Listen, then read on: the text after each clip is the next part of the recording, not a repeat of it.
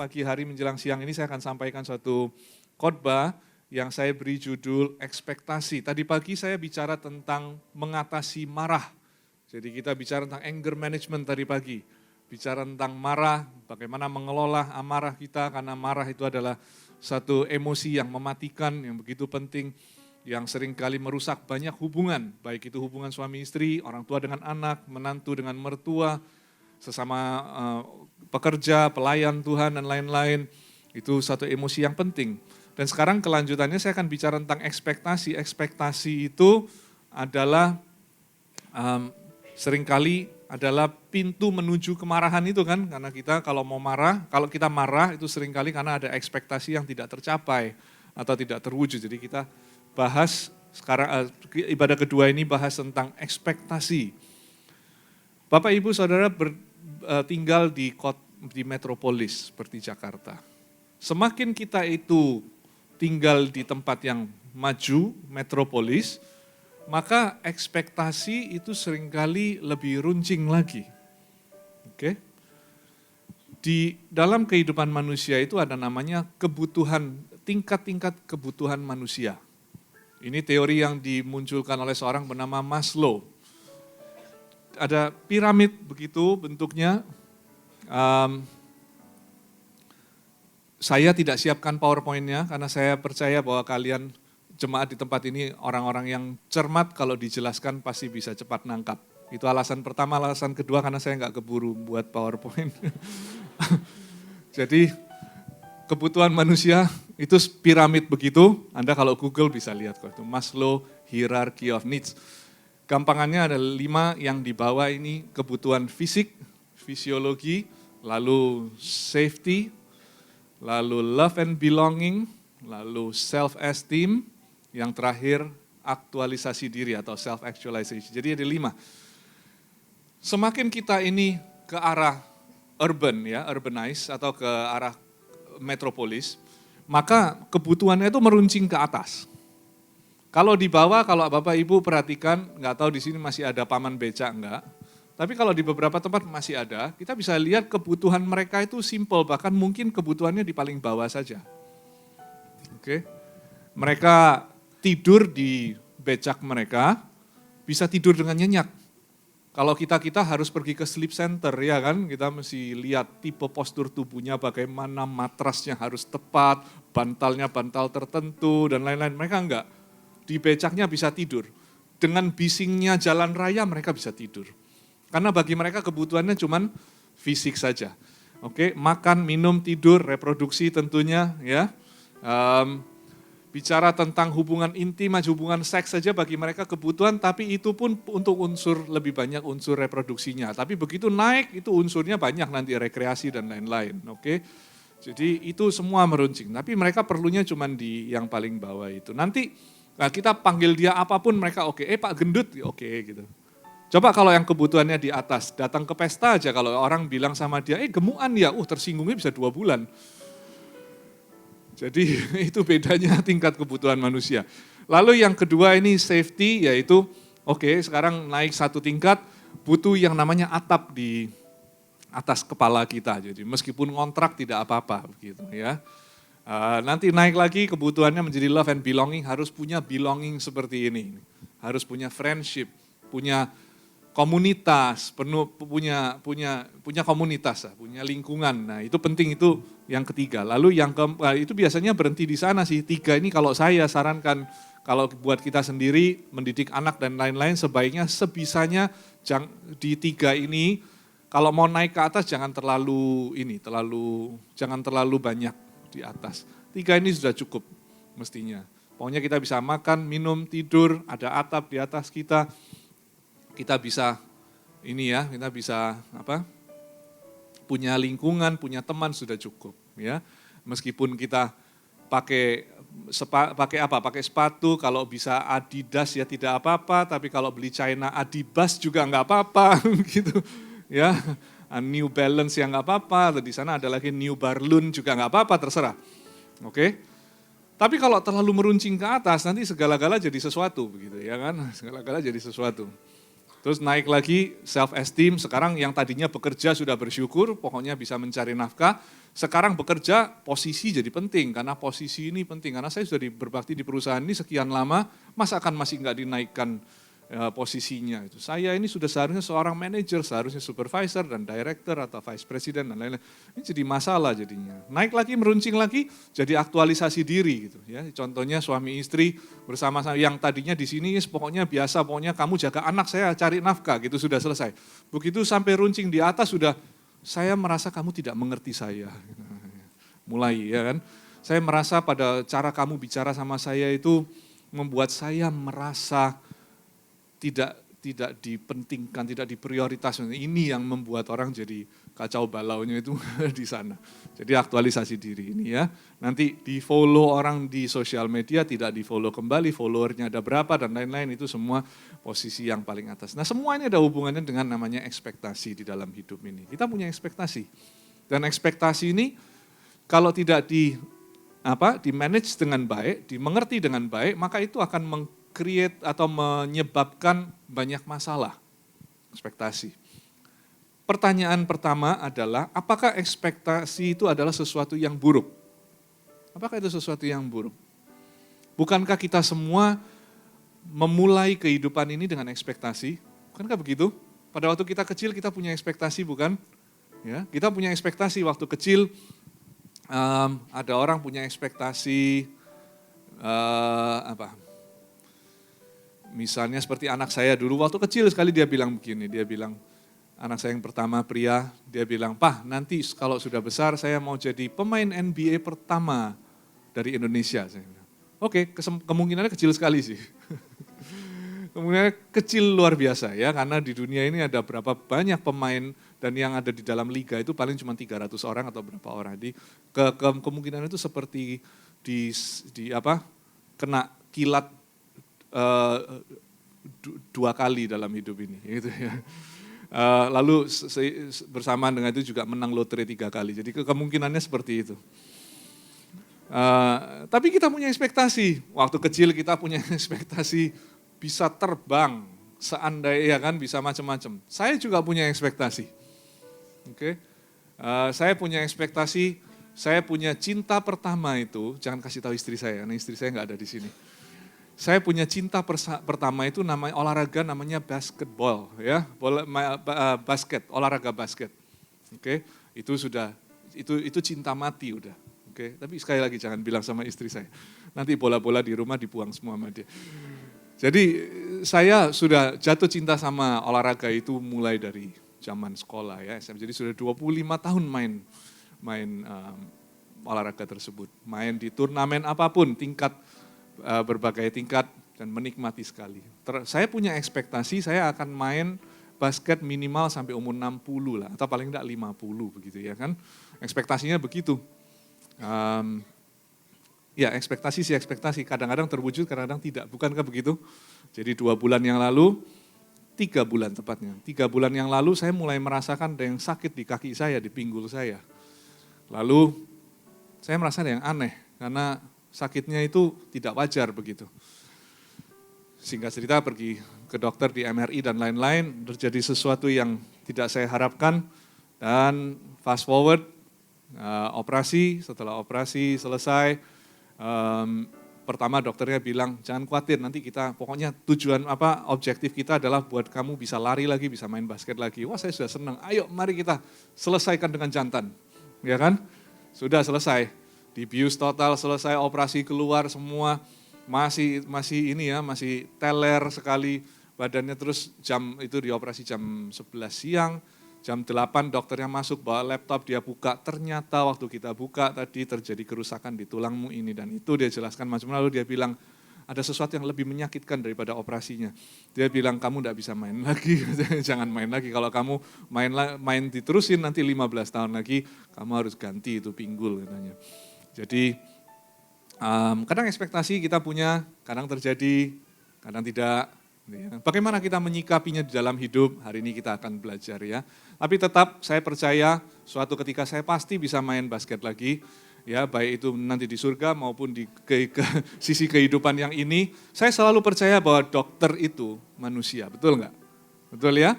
Maksudnya, jadi kalau kita main basket, dia kan manusia, dia nggak tentu tahu. Karena dia manusia, dia belum tentu tahu kalau saya main basket dan tidak memberitahu dia, begitu maksudnya. Oke, ekspektasi. Jadi kita semua punya ekspektasi. Waktu kecil kita punya ekspektasi, suatu hari nanti usia 24 tahun saya mau menikah. Sekarang usianya sudah 42. Lalu saya punya ekspektasi bahwa suatu hari saya pasti hidup sehat terus tidak pernah sakit gitu ya kan. Ternyata sesekali mengalami sakit. Apalagi kalau didiagnosa sama dokter sesuatu yang serius dan diberi jangka usia yang tidak lama dan lain-lain. Banyak sekali bisa terjadi. Ya, di dalam profesi saya, salah satu profesi saya sebagai konselor keluarga, saya sering sekali melihat sudah entah berapa kasus yang saya temui, kasusnya kurang lebih semua sama. Ya, mayoritas kasus itu problemnya dimulai dengan ekspektasi sebetulnya, baik itu problem suami istri, problem hubungan lainnya, problem sama Tuhan, apalagi problem tentang kesehatan dan lain-lain, semua problemnya seputar ekspektasi. Jadi kita akan belajar hal tersebut ya. Kita tidak pernah membayangkan suatu hari kita akan sakit, tidak pernah. Kita tidak pernah kan, nggak ada kan anak kecil dari kecil terus bilang begini, saya punya ekspektasi bahwa suatu ketika nanti saya akan sakit keras, gitu kan nggak ada. Semua pasti mikirnya saya akan hidup sehat terus selamanya. Oke, hidup apa tadi? Kaya raya, foya-foya, mati tenang, masuk surga kan begitu kan? Itu ekspektasi kita kan semua begitu. Ya. Lalu kita juga punya ekspektasi bahwa kalau aku menikah mencari pasangan dia akan membahagiakan saya. Good luck, ya, good luck. Saya tidak pesimis, saya tidak bisa. Cuman maksud saya enggak bisa. Siapapun yang Anda nikahi itu bukan Mesias. Jadi dia enggak bisa. Jadi dia tidak bisa menjadi juru selamat atau sumber kebahagiaan Anda. Jadi tidak mungkin. Anda harus mendapatkan sumber kebahagiaan dari tempat lain, dan setelah dapat baru bisa dibagikan. Tapi kalau minta pasangan untuk membahagiakan Anda akan kecewa sekali. Ya, nah intinya, lalu kita menyadari bahwa tidak semua ekspektasi kita bisa terwujud atau tercapai sesuai yang kita harapkan. Oke, ekspektasi itu kembali lagi pertanyaannya, ekspektasi itu salah enggak? Ekspektasi itu buruk atau baik? Jawaban saya adalah ekspektasi itu baik jika ekspektasi itu realistis. Gitu. Oke? Ekspektasi itu baik jika ekspektasi itu realistis. Nah, kita harus bisa menemukan, mengerti bagaimana caranya di dalam hidup ini kita itu mempunyai ekspektasi supaya yang namanya badai itu berlalu, oke, the stormnya itu berhenti. Tapi di saat yang sama kita bisa bernari-nari di tengah-tengah hujan. Itu alangkah indahnya kalau orang bisa memecahkan hal tersebut. Jadi ekspektasinya tetap ada, expecting the best, tapi selalu prepare buat realita. Orang yang seperti itu hidupnya paling tenang. Ya, ada orang bilang aku beriman, iya, tapi kalau imannya itu menyangkal kemungkinan, itu juga nanti set up dia untuk kecewa. Oke, saya beri contoh. Misalnya kita sakit, lalu kita sakit, kita bilang begini, tidak ada yang mustahil bagi Tuhan. Oh amin, saya amin sekali itu firman Tuhan.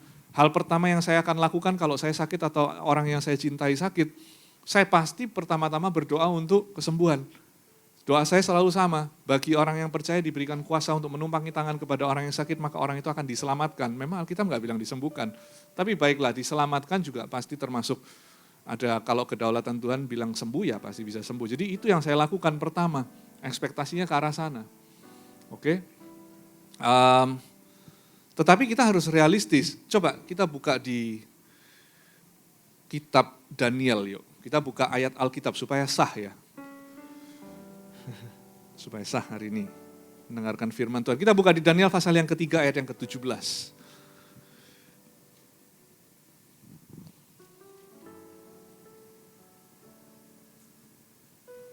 Oke, saya beri backgroundnya sedikit. Sadrak, Meshach, dan Abednego, tiga orang teman Daniel. Pada waktu itu Raja Nebukadnezar yang begitu narsistik itu, dia membuat sesuatu yang harus dipuja, pokoknya harus disembah. Dan pada waktu ada suara musiknya itu, suara Pokoknya ada suatu suara itu orang-orang diharuskan menyembah. Tetapi Daniel dan 3 orang kawannya ini tidak mau melakukan itu karena mereka lebih takut Tuhan daripada raja. Jadi ada hukumannya, kalau tidak mau menyembah mereka dilaporkan itu 3 orang tidak mau menyembah. Jadi hukumannya adalah mereka harus dibakar hidup-hidup.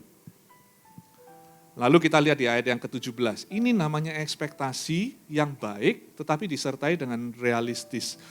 Jika Allah kami yang kami puja sanggup melepaskan kami, maka ia akan melepaskan kami dari perapian yang menyala-nyala itu dan dari dalam tanganmu ya Raja. Ini sama dengan kalau kita berkata begini, Allahku itu sanggup menyembuhkan setiap penyakitku, Allahku sanggup membuat aku hidup sehat, tubuhku sehat, sanggup membebaskan aku dari hutang, sanggup memulihkan anakku saat ini, sanggup mengembalikan anakku di jalan yang benar dan sebagainya, apapun itu Anda isi sendiri. Oke?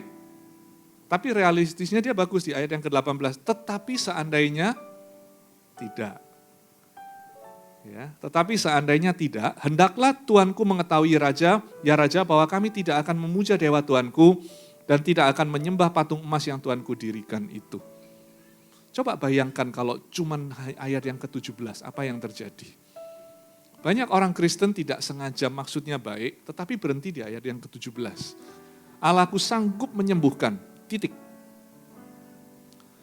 Masalahnya kita lihat dari sejarah kehidupan ini, tidak semua bisa terjadi seperti itu. Kita lihat di Alkitab aja, 12 Rasul Kristus, berapa yang matinya tidak enak? Tidak enak versi manusia. Minimal 11, ya kan? Hanya Yohanes saja yang, itu pun dia harus melalui Pulau Patmos dan lain-lain. Oke? Saya senang sekali dengan nama Yohanes. Menurut saya itu nama yang paling bagus, apalagi versi Inggris. Terus, itu adalah rasul yang paling dicintai Tuhan menurut dia, karena itu hanya dicatat di kitab Yohanes. Jadi ini orang GR dikit ya, tapi nggak apa-apa ya kalau kita bilang, aku ini paling dicintai Tuhan. Itu yang dilakukan sama Rasul Yohanes. Yang lain nggak merasa begitu, dia merasa dia catat di kitabnya dia. Jadi ayat yang ke-17 begitu. Kita lihat juga sepanjang Alkitab kita lihat, coba kita lihat ya. Musa itu masuk di tanah perjanjian nggak Bapak Ibu? Enggak, ya. Abraham juga punya ekspektasi saya yakin dia nggak pernah punya ekspektasi untuk berpisah dengan anaknya yang pertama. Tapi hal tersebut harus terjadi. Oke, Yusuf itu ekspektasinya banyak yang tidak tercapai. Dia tidak pernah membayangkan aku suatu hari kalau bertumbuh besar aku akan dibuang di sumur. Nggak ada orang bilang begitu. Ya, setelah diangkat nanti aku akan dijual dan dilupakan dan dituduh, difitnah gitu. Itu yang terjadi sama Yusuf, 12 rasul-rasul, Adam dan Hawa. Coba bayangkan Adam dan Hawa itu melihat anaknya yang satu membunuh anaknya yang satunya. Betul? Kain dan Habil. Ya, pada waktu itu 1/4 manusia di dunia ini meninggal. Nah itu tidak benar ya, mereka punya anak-anak yang lain waktu itu. Lalu Abraham, dia pasti tidak pernah punya ekspektasi bahwa dia akan berpisah dengan Lot. Seperti begitu kan? Ya kan? Dia kan bersama-sama dengan Lot terus. Dia pikir, anak buah dengan anak buah semua akur, semua indahnya hidup ini, ternyata di tengah-tengah yang namanya juga manusia. Oke, ego ada di sana, dosa ada di sana dan lain-lain, bisa berpisah juga. Lalu Yunus. Jadi kita lihat banyak sekali ekspektasi yang tidak terjadi. Jadi ayat yang ke-17 itu betul. Apapun saya sarankan Bapak Ibu percaya tetap maju. Iman, tapi iman itu juga realistis. Iman itu koma, bukan titik ya. Jadi ada komanya, ada kelanjutannya. Jikalau tidak, ayat 18 berkata, tetapi seandainya tidak. Jadi saya terapkan itu dalam kehidupan saya, itu menolong saya.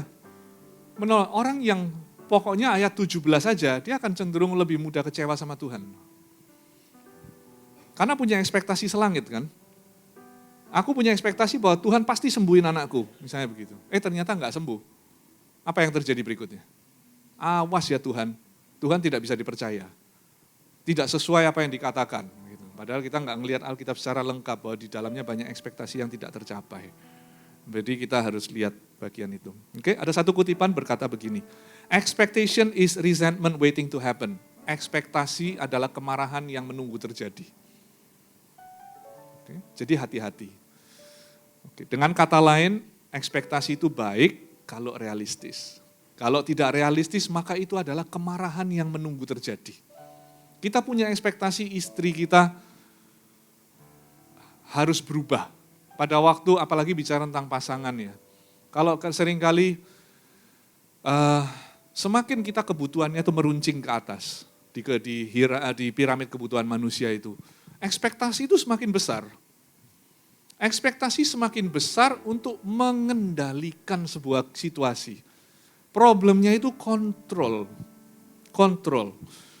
Orang tua muda, young parents, yang saya temukan hari-hari ini, adalah mereka educated, pinter sekali. Sekolah luar negeri lah, atau sekolahnya tinggi, maksudnya di lantai 16 ke atas gitu, sekolahnya, kuliahnya. Ya, mereka sekolah tinggi. Terus mereka sudah pandai segala sesuatu, pergi ke seminar parenting entah sudah berapa kali, baca buku what to expect, semua sudah ngerti semua. Masalahnya babynya belum keluar. Ya, babynya belum keluar tapi semua sudah dimasukkan. Ada pepatah yang ada quote yang bilang begini. Blessed are the unschooled. Diberkatilah orang-orang yang enggak sekolah. Maksudnya dengan kata lain diberkatilah orang yang enggak mengerti banyak. Ada benernya. Benar. Ya, diberkati orang yang tidak mengerti. Semakin kita tahu banyak, semakin bingung kadang-kadang. Jadi waktu punya anak ternyata terus diperhatikan, loh kok nggak sama ya dengan yang saya baca. Kok nggak sama dengan seminar-seminar yang saya hadiri itu. Karena kenyataannya anak kan tipenya lain-lain gitu. Jadi kita bingung dengan hal tersebut. Waktu itu terjadi, hilang yang namanya kendali, hilang kontrol. Karena dari awal membaca segitu banyaknya tujuannya supaya mengendalikan sebisanya membesarkan anak itu kesalahan mistaknya itu seminim mungkin. Oke, dan lain-lain ya. Tapi ternyata tidak bisa begitu, hidup tidak bisa dikendalikan penuh. Hidup itu tidak bisa dikendalikan Bapak Ibu. Control is an illusion. Kendali adalah sebuah ilusi, tipuan. Tidak bisa. Oke? Bapak Ibu sadar enggak, kita ini tidak bisa hidup tanpa oksigen selama lebih dari, kalau kita tidak dapat oksigen, 4 menit kalau saya enggak salah ya. Oke, 4 menit. Kalau lewat 4 menit kita enggak ada oksigen masuk di otak, kita udah gone. 2 menit aja sudah screw up, ya, sudah scramble pasti. Anda bisa bayangkan betapa fragile-nya manusia itu, betapa rapuhnya manusia itu, ya kan? Gitu kita seringkali berusaha untuk mengendalikan. Ya boleh, kita boleh hati-hati, hidup bijaksana, menjaga dan lain-lain, tapi kita tidak bisa mengendalikan. Saya kasih contoh ya, di rumah sakit tempat saya bekerja, itu ada satu pasien datang. Keluhannya itu cuma digigit serangga, besarnya mungkin 3 cm. Oke, orang sehat digigit serangga, 3 hari kemudian meninggal dunia. Ya, kita nggak bisa tahu, intinya nggak bisa kendaliin hidup. Tapi Anda tahu ada seorang pendeta bernama Bill Wilson, dia itu waktu kecil ditinggal di trotoar sama mamanya. Mamanya bilang sama dia, kamu stay di sini. Mamanya pergi nggak kembali. Terus dia diambil, dipungut oleh sebuah gereja, dibesarkan di sana, lalu dia menjadi pelayan Tuhan, terus dia mengemudikan school bus, oke, bis sekolah yang warna kuning itu. Terus dia menjadi seorang pelayan anak jalanan. Dia jemputin anak-anak jalan untuk pergi ke sekolah minggu. Suatu ketika dia di tempat yang di tempat yang salah dan di waktu yang salah. Dia bertemu dengan segerombolan orang yang bermaksud jahat, entah apa yang terjadi. Dia dipojokkan, lalu diambil sebuah pistol, dimasukkan ke dalam mulutnya, lalu ditarik pelatuknya. Orangnya masih hidup. Jadi ada orang digigit serangga meninggal, ada orang ditembak di dalam mulutnya tidak meninggal. Jadi Anda bisa bayangkan bahwa hidup ini nggak bisa dikendalikan. Anda boleh berusaha untuk hidup sehat, harus. Anda berusaha untuk hidup bijaksana, tentu karena Anda juga menuai buahnya yang baik. Tapi nggak bisa dikendalikan. Ya. Nah seringkali kita punya ekspektasi tinggi sekali, kita mau kendalikan berbagai macam hal. Nah, saya temukan banyak orang tua muda yang baru punya anak, zaman-zaman sekarang very educated, pandai sekali, semua seminar dipergi. Tapi ini chaos jadinya. Jadi chaos. Datang ke saya, terus ada satu orang datang ke saya bawa anaknya masih usia 2,5 tahun, terus dia bilang begini, tolong dibantu anak saya, kayaknya anak saya kena antisocial syndrome. Saya mikir, saya kok nggak pernah dengar ya itu ya, apa itu ya. Terus saya tanya apa yang membuat kamu bilang seperti itu, dia bilang soalnya waktu di gereja disapa sama orang nggak nyapa kembali. Ya, ya bingung-bingung sendiri karena ekspektasinya selangit. Gitu. Anak harus sempurna, nanti dimandiin pakai aqua. Ada yang begitu, ya pakai air mineral. Gitu. Nanti muncul alergi. Gitu. Ya resistensinya semua jadi kacau semua. Ada yang begitu. Jadi intinya ekspektasi mesti sangat-sangat realistis, itu saran saya. Oke, dan itu yang dicatat tadi di Sadrak, Meshak, Abednego menunjukkan dengan baik bagaimana membuat ekspektasi menjadi realistis. Nah kita pelajari ekspektasi kita itu secara umum arahnya itu ke 4 tempat. Oke, kita punya ekspektasi ke 4 tempat. Kita punya ekspektasi sama Tuhan, punya pasti, apalagi kalau semua mengaku dirinya anak Tuhan, pengikut Kristus, maka Anda pasti punya ekspektasi sama Tuhan. Yang kedua, kita punya ekspektasi terhadap orang lain. Ya kan? Terhadap orang lain itu kita bisa punya ekspektasi terhadap pemerintah, punya ekspektasi terhadap gembala di tempat ini, punya ekspektasi terhadap pemimpin, terhadap pelayan, terhadap pekerja, terhadap semuanya. Lalu kita punya ekspektasi terhadap diri sendiri. Ya. Dan juga kita punya ekspektasi terhadap segala sesuatu dalam hidup ini. Oke? Yang bukan orang. Gitu. Kita punya ekspektasi terhadap cuaca, kita punya ekspektasi terhadap traffic, kita punya ekspektasi terhadap pesawat terbang jangan di-delay, kita punya ekspektasi about anything basically ya, pada dasarnya apapun. Dan tujuan mengajarkan ini kepada Bapak Ibu Saudara sekalian, hari ini adalah supaya kita menjadi orang yang lebih tenang, lebih bijaksana, dan lebih sabar. Karena kalau ekspektasi sudah realistis dan di-adjust dengan baik, otomatis kita akan menjadi lebih sabar. Sedikit demi sedikit lebih sabar. Oke, menjadi lebih gracious, lebih menerima dalam hal-hal. Lalu tentunya tujuan, kalau kita lihat tujuannya Tuhan membentuk kita dalam segala hal. Ibrani 12 berkata kalau kamu adalah anak, kamu akan diberi ganjaran katanya. Karena kamu bukan anak biasa.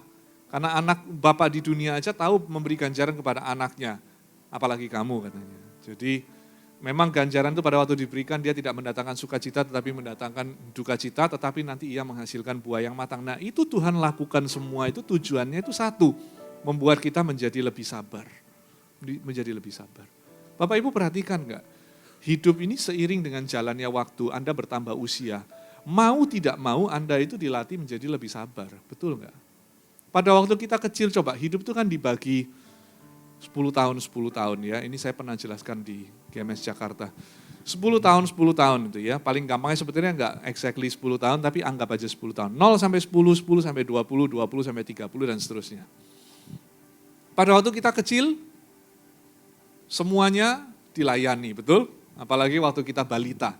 Kita nangis, susu datang. Oke, kita teriak, ini ya, apa yang kita inginkan seringkali seringkali kita dapatkan. Seperti anak saya yang masih balita itu, dia mengerti sekali bagaimana mendapatkan sesuatu, yaitu dia screaming bloody murder. Ya, jadi dia teriak yang bikin gendang telinga kita langsung mempertanyakan apa masih fungsi enggak gitu. Jadi kalau sudah teriak satu rumah dengar.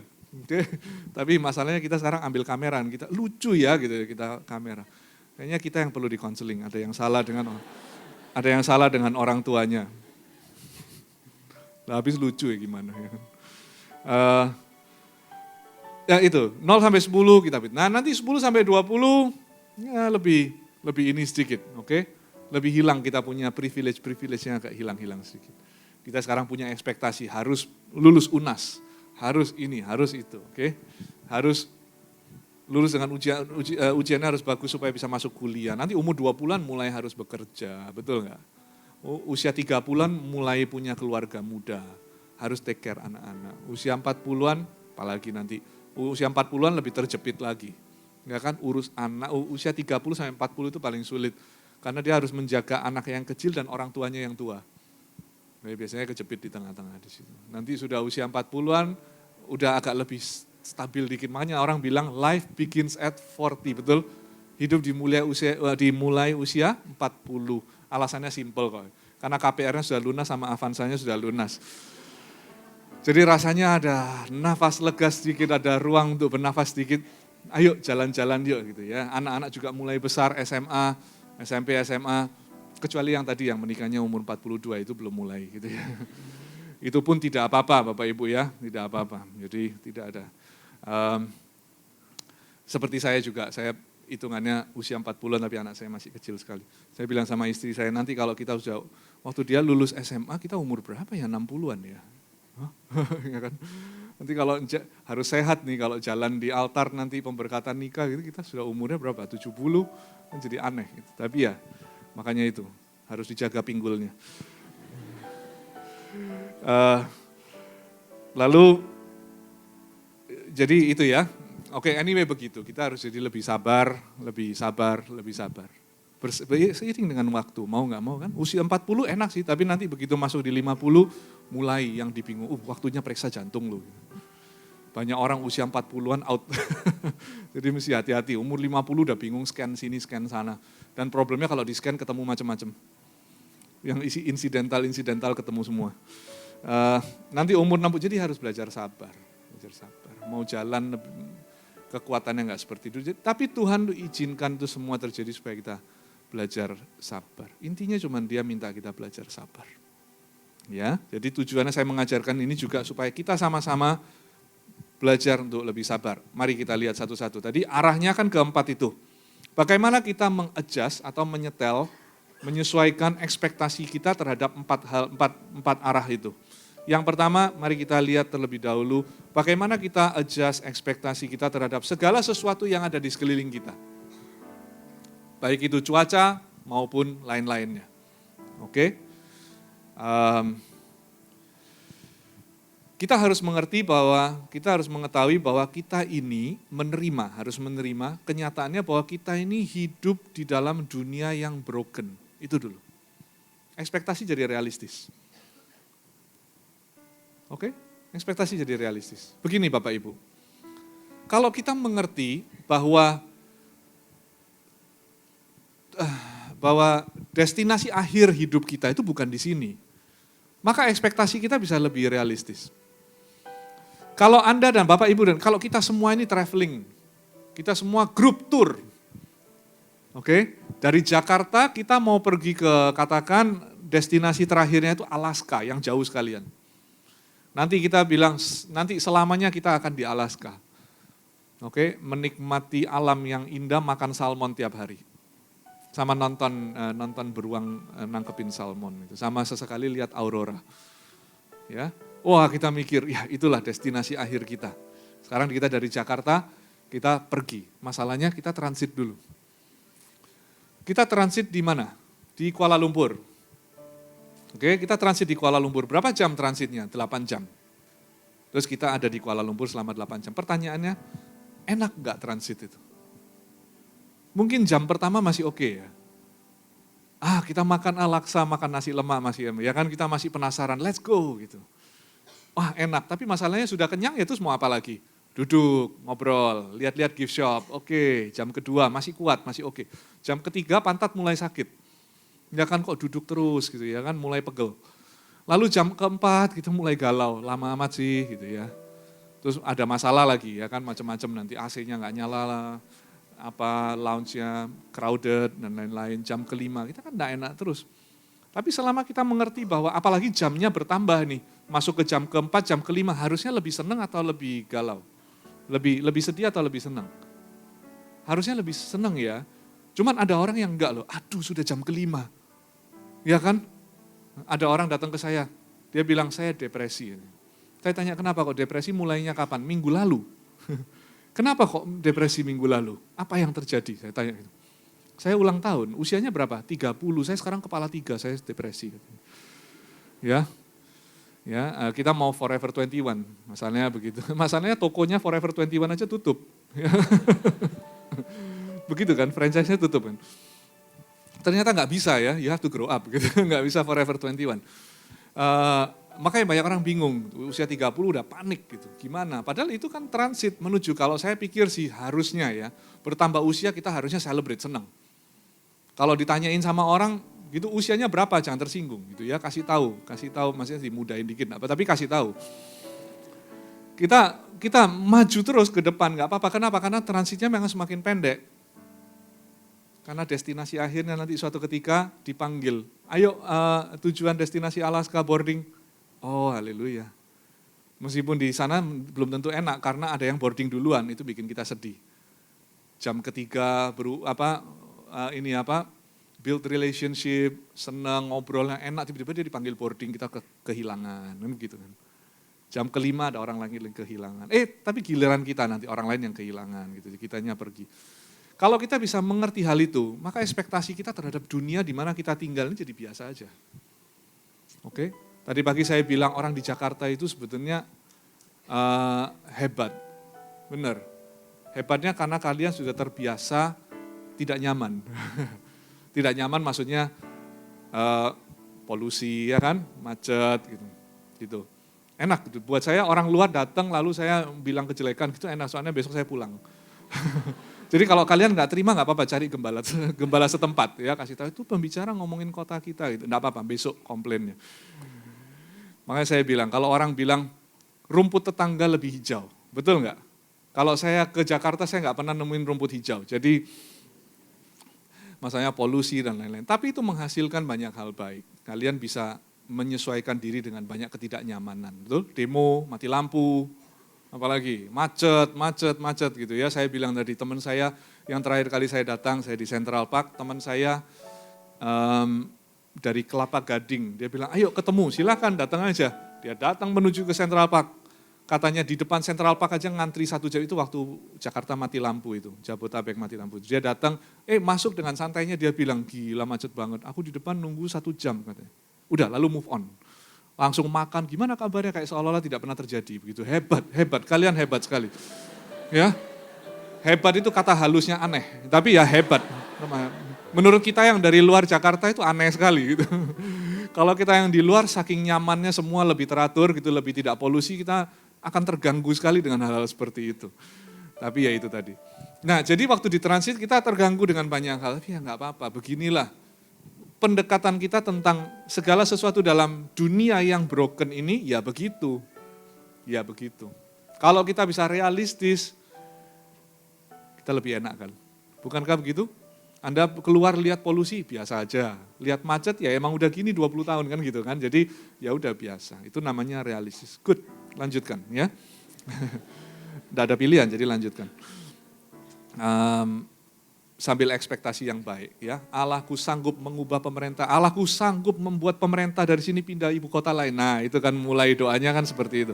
Allahku sanggup membuat MRT itu jadi supaya lebih ramah lingkungan dan lain-lain gitu. Oke. Tetapi jikalau belum, maka aku tidak apa-apa. Nah itu realistis.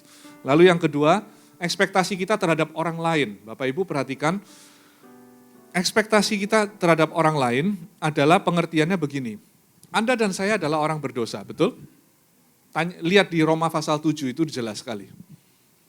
Bahwa kita itu jatuh di dalam dosa, udah, itu terima saja. Begitu lahir ya begitu. Oleh karena satu orang semua jadi dosa. Tapi oleh karena satu orang semua diampuni. Oke, kita paham itu. Kita orang yang berdosa, kumpul dengan orang-orang berdosa. Ya. Orang berdosa punya kecenderungan, namanya berbuat dosa. Jadi kalau orang sebelah Anda berbuat dosa, jangan heran-heran amat. Ya, jangan kaget gitu. Kok bisa sih orang Kristen kok kayak gitu? Bisa, karena dia orang berdosa sebelum dia jadi Kristen. Tapi dia kan sudah jadi Kristen, iya karena dia diampuni karena kasih karunia, bukan karena perbuatannya. Gak ada satu orang pun yang bisa klaim bahwa saya cukup baik untuk masuk surga. Jadi itulah problemnya. Oke, jadi anak Anda harus punya ekspektasi yang realistis. Bahwa dia adalah seorang individu yang nantinya dia juga bergumul dengan dosa juga. Meskipun Anda sudah bentuk dia dengan sebaik mungkin, ajari dia firman, ajari dia kebenaran, tapi tetap dia harus melalui dia punya masa-masa dalam kehidupan, kebingungan, ke masa berontak, kita berdoa jangan terlalu panjang, tapi tetap akan ada di sana-sini. Ya, jangan heran tadi waktu kita bagi 10 tahun itu, Anda punya kendali terhadap anak Anda, waktu dia usia 0 sampai 10 tahun, saya bisa berkata kendalinya 100%. Anda bisa bilang minum obat, minum. Meskipun dengan cara paksa pun sesekali. pergi ke sekolah A, masuk dia, nggak ada pilihan. Tapi begitu usia 10 sampai 20 tahun, Anda kehilangan 50% kendali.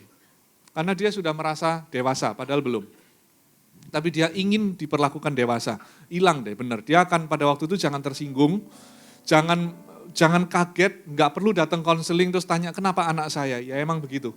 Ya, remaja itu diciptakan sama Tuhan, punya satu tujuan Tuhan. Tujuannya adalah menguji orang tuanya. Gitu. Jadi remaja itu makhluk yang diciptakan oleh Tuhan untuk menguji kesabaran orang tuanya. Tujuannya adalah membuat orang tuanya bertumbuh, supaya orang tuanya berubah. Ya, kita kehilangan kendali. Mereka banyak maunya. Oke, mereka sama teman kesannya lebih cinta sama teman daripada sama kita. Jangan tersinggung, jangan dipersonalize, jangan dianggap itu berarti saya ditolak, enggak. Itu cuma sekedar dia lagi asik aja sama teman, dia merasa kalau sama teman dia merasa dia dewasa. Kalau sama papa mama dia merasa anak kecil. Gitu. Oke, itu kita hilang kendalinya. Tapi jangan khawatir, jangan hendaknya Anda khawatir. Nah, ya kan kayak Firman bilang, jangan hendaknya Anda khawatir akan apapun. Sebab nanti usia 20-an anak Anda pasti kembali ke Anda. Pasti. Apalagi kalau sudah menikah dan punya anak, karena perlu nitip anak. Karena perlu nitip anak sama kalau kuliah perlu datang bawa baju kotor gitu ya, jadi cuci di rumah. Pasti kembali, tenang aja. Pokoknya Anda kehilangan sesaat aja terus lalu mereka kembali. Kita kehilangan kendali usia 20 sampai 30, kita kehilangan kendalinya sisa 25% gitu kira-kira.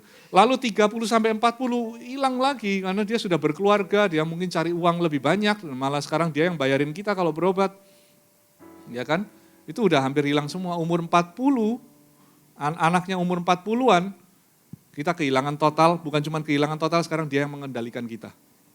Dia yang kasih tahu, papa ke dokter sini.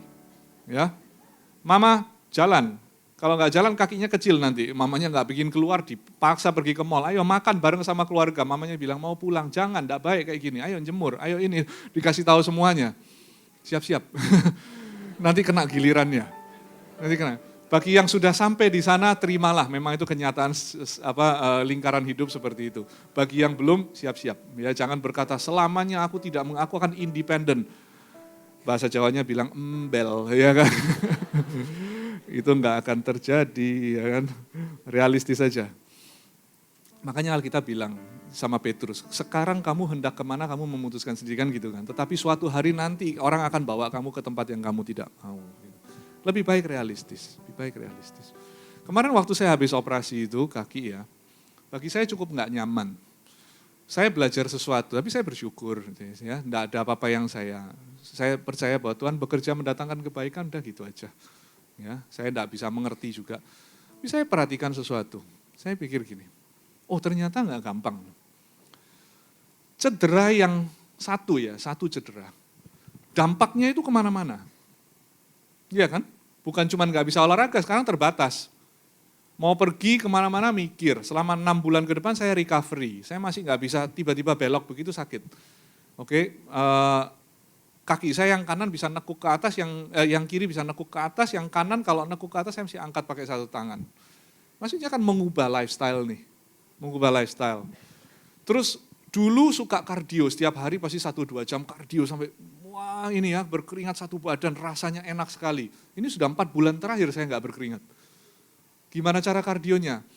Lalu mentally secara psikis itu ada mikir, harus menerima kenyataannya begini gitu. Bahwa saya tidak lagi bisa melakukan hal-hal yang saya sukai.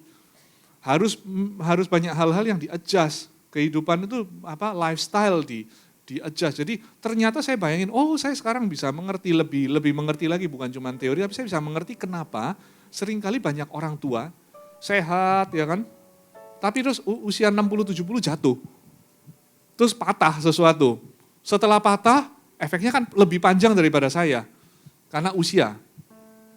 Recovery-nya lebih lama, injury-nya mestinya lebih parah. Kalau usia segitu, karena mungkin bone density-nya dan lain-lain. Terus recovery-nya lama, draining kan, terkuras kan emosinya. Habis itu jadi kurus, habis itu efeknya kemana-mana, nggak mau keluar rumah karena malu dilihatin orang kurus. Habis itu keluarlah sindroma kursi roda, duduk di kursi roda merasa nggak mampu. Terus lama-lama nyaman secara bawah sadar karena enak didorong-dorong terus. Ya kan, ada apa-apa dilayani dan lain-lain. Terus akhirnya jadi tanda kutip lumpuh. Gitu. Efeknya itu bisa. Nah, bayangkan kalau ekspektasinya sudah realistis. Bahwa badan ini ada umurnya. Gitu. Semakin bertambah usia, akan secara lahiriah akan merosot. Begitu kan, Alkitab kan mengajarkan begitu. Tapi Anda bayangkan kalau kita stuck di ayat 17 saja. Tidak, nonsens itu.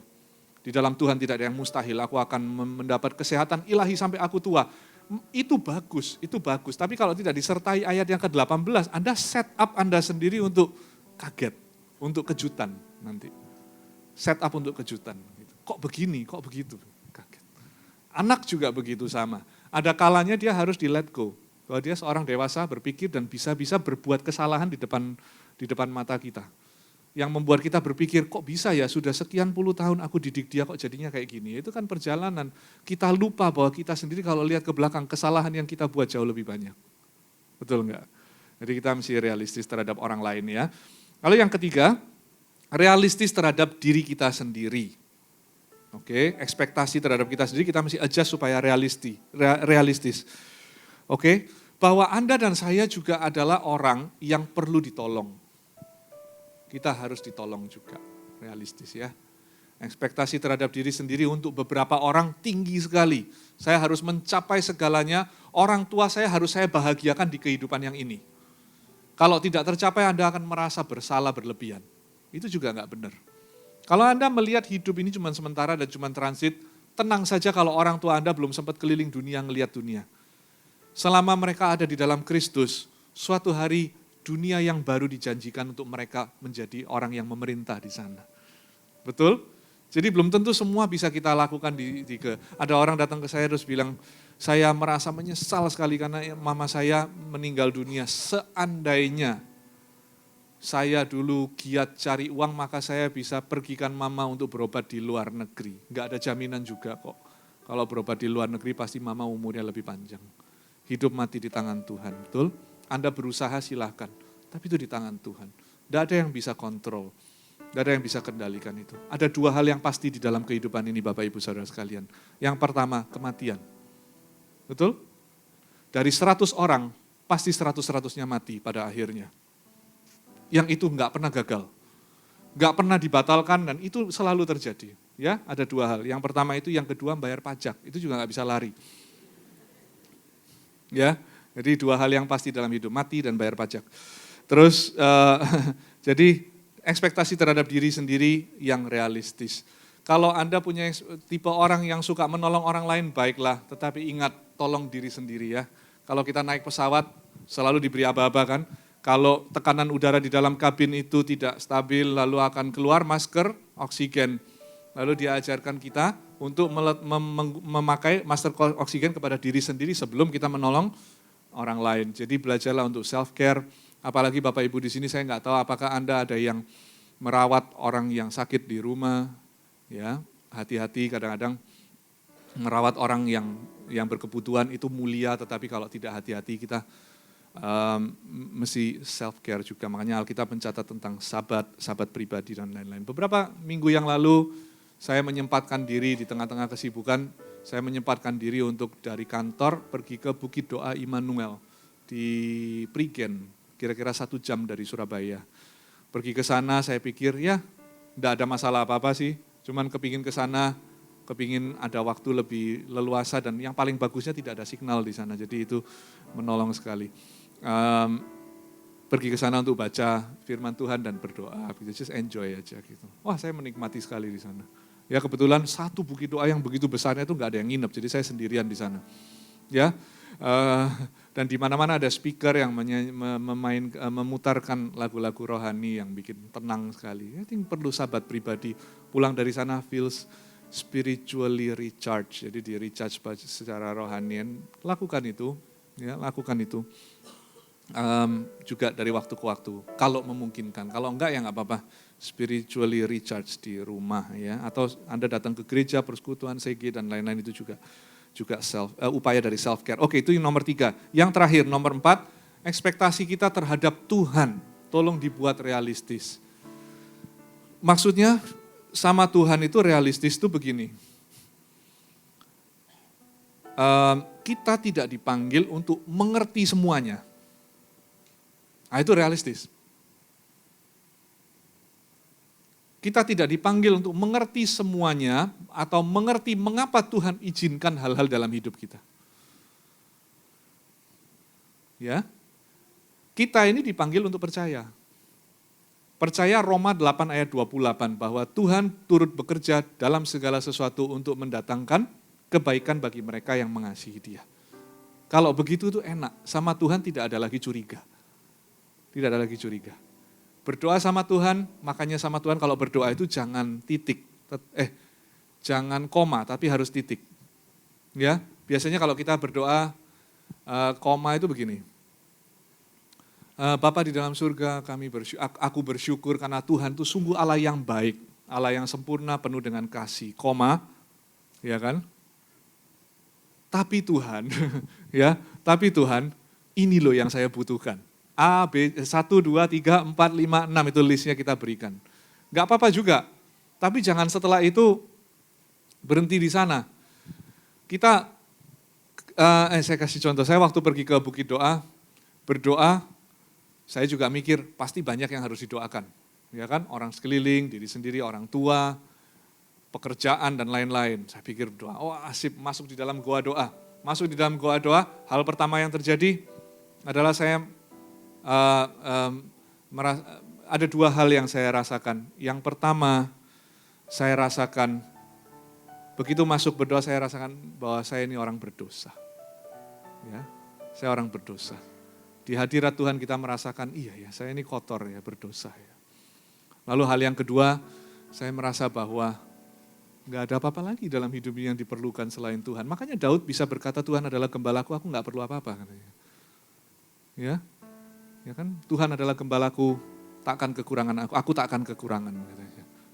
Merasa cukup, merasa mendapatkan suatu kerendahan hati keluar dari goa itu, merasa bahwa iya ya, Tuhan baik ya, aku nggak mengerti semuanya, jadi nggak kepingin minta apa-apa sama Tuhan, percaya aja bahwa kedaulatan Tuhan itu aman, enak, nggak semua bisa dimengerti, nggak semua perlu dimengerti, tapi kita dipanggil untuk percaya.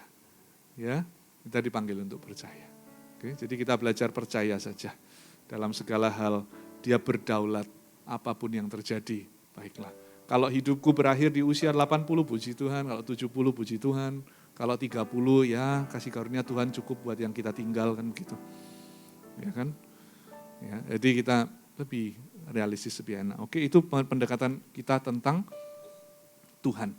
Jadi pada dasarnya, dunia ini tidak sempurna, orang lain adalah, dan kita semua adalah orang berdosa yang tidak bisa memberikan kepada kita kebahagiaan yang sempurna. Masalah dimulai dari dalam kita, jadi kita realistis tentang diri kita, lalu Tuhan tidak berhutang kepada kita penjelasan apa-apa. Nanti kalau pulang ada waktu baca Ayub. Ayub itu banyak hal tertimpa di dalam kehidupannya dia, betul? Kalau Anda baca di pasal yang pertama, kedua, ketiga, Anda akan melihat bahwa begitu banyak hal menimpa dia. Anaknya meninggal semua, pabriknya terbakar, apa lagi? Dia sendiri sakit. Jadi itu orang ditimpa tangganya karatan, digigit anjing-anjing gila. Ya. Jadi itu kacau semua kehidupannya dalam sekejap, semuanya habis.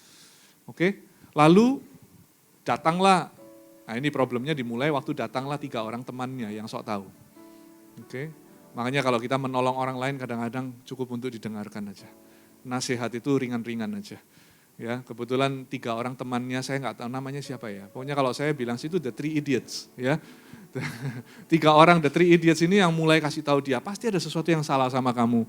Tuhan itu adil, nggak mungkin hukum tabur tuai itu ada. Jadi kalau kamu menuai gini, pasti kamu menabur sesuatu yang si Ayubnya itu berusaha menjelaskan diri tidak bisa.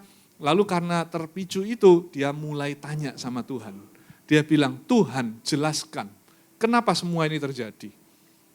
Anda mesti perhatikan, Alkitab itu mengajarkan, setiap kali orang itu meminta Tuhan untuk menjelaskan, seringkali pada akhirnya Tuhan tidak beri penjelasan. Habakuk juga begitu.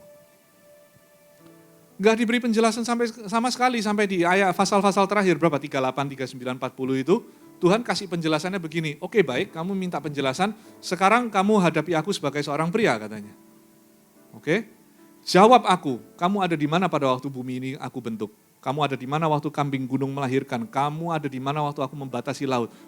Dia bicara mother nature. Gak ada hubungan sama penderitaannya, Tuhan gak ngasih penjelasan. Ditanyain selama 3 pasal, saya yakin Ayub pasti kencing di celananya. Pasti itu. Ya. Tapi setelah itu dia sadar betapa besarnya Tuhan dan betapa kecilnya kita. Kalau kita berdoa harusnya itu yang terjadi. Bukan setelah berdoa lalu frustrasi, Tuhan jawab gak ya? Kita mau kendaliin situasi. No. Kalau kita benar-benar berdoa, kadang-kadang gak perlu panjang lebar. Yang keluar itu adalah kerendahan hati. Karena kita tahu kita kecil, dia besar. Tapi dia tolong. Lalu Ayub setelah itu bilang, dulu aku hanya mendengar tentang engkau, sekarang aku melihat Tuhan. Luar biasa sekali. Ya, luar biasa, benar luar biasa. Habakuk juga begitu, pasal pertama dia tanya kenapa hal buruk terjadi kepada orang baik. Tuhan gak jawab. Pasal ketiga ya, ayat yang keberapa itu? 19, 18 atau berapa? Dia bilang sekalipun pohon ara tidak berbuah. Ya, lalu apa itu? Kambing domba gak melahirkan apa? Aku bersorak-sorai.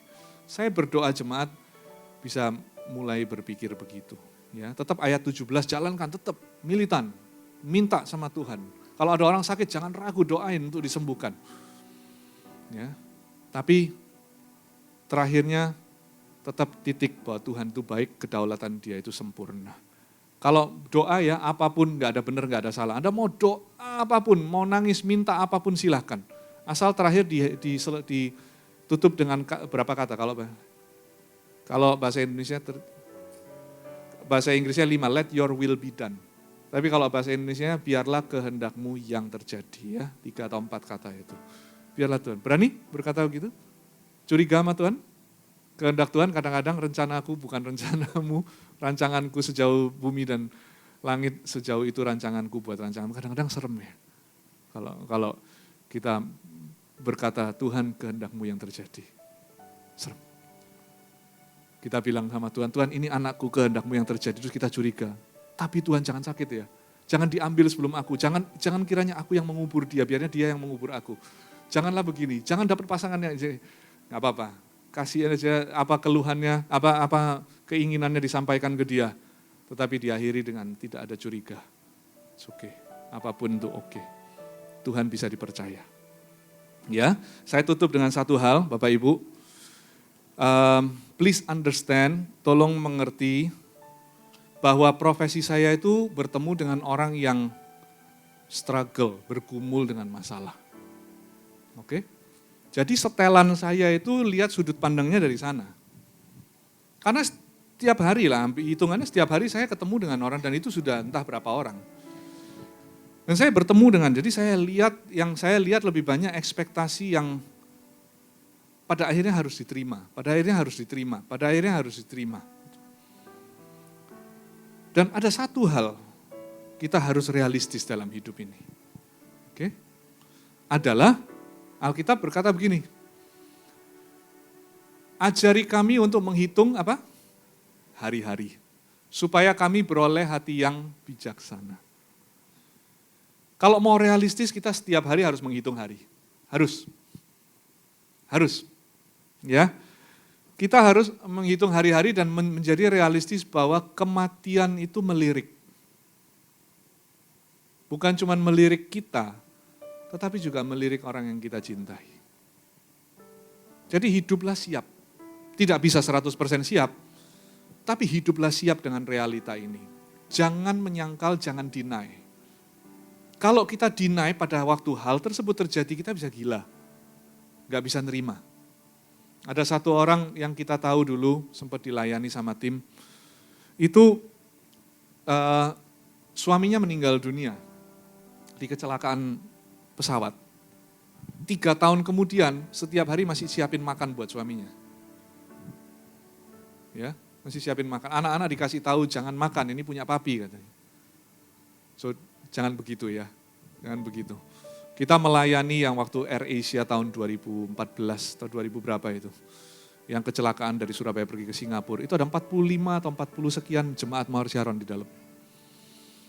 Kita ada di Polda, ada di Juanda, bandara dan di Polda di sana selama 2 bulan kita. Hampir tiap hari di sana melayani mereka. Ya, jadi kita dengarkan cerita-cerita. Pada akhirnya ini yang harus diterapkan. Jadi ajar kami untuk menghitung hari-hari, belajar untuk menghitung. Suami istri di sini ingat berkali-kali kalau mau konflik. Ingat, bisa jadi itu kata-katamu yang terakhir kepada dia. Benar, bisa jadi itu kata-kata yang terakhir. Jadi pikir berkali-kali, kalau besok satunya nggak bangun, masa kata-kata kita terakhir itu, awas lu ya. Jadi itu harus dipikir. Dari sanalah beroleh hati yang bijaksana ya. Jadi kita harus lihat itu terus. Ya banyak sih kalau contohnya begitu. Tapi kalau saya terusin Anda galau. Saya terbiasa soalnya.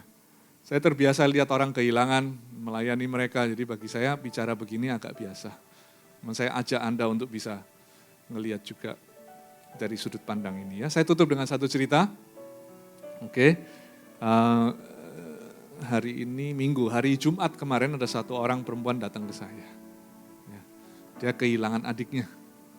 Adiknya waktu usia 15 tahun sakit, kena autoimun, sakit agak parah. Lalu 8 tahun kemudian, tepatnya 2 bulan yang lalu, meninggal dunia.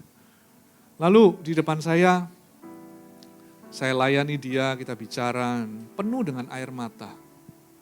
Lalu saya sadari sesuatu. Kembali lagi sama, saya sadari bahwa hidup ini singkat. Apa yang bisa saya pelajari dari melihat kejadian itu? Yang saya bisa pelajari adalah harus berhati-hati, harus realistis. Harus berhati-hati dengan siapapun yang ada di sekeliling kita, apalagi orang yang kita cintai. Seringkali kita membayangkan bahwa kita yang dipanggil Tuhan duluan. Kita bayangin kalau kita nggak ada gimana ya, keluargaku gimana ya, maka aku harus siapkan mereka asuransi dan sebagainya. Ya. Tapi sesekali bayangkan orang lain, tapi bukan dengan semangat loh ya, mati lu gitu, bukan. Maksudnya bayangin orang lain yang tidak ada gitu. Lalu kita harus belajar untuk bijaksana. Apakah ini kata-kataku terakhir sama dia? Sama saudara. Jadi dari sana itu Bapak Ibu, kalau pengertian itu kelihatannya satu pengertian yang simple, tapi itu bisa memberi kita alasan untuk rekonsiliasi. Memberi kita alasan untuk tidak melanjutkan perseteruan. Membuat kita lebih hati-hati bicara. Betul? Dan yang pasti mempersiapkan kita akan sesuatu yang pasti terjadi suatu hari nanti. Begitulah ekspektasi harus realistis. Amin Bapak Ibu.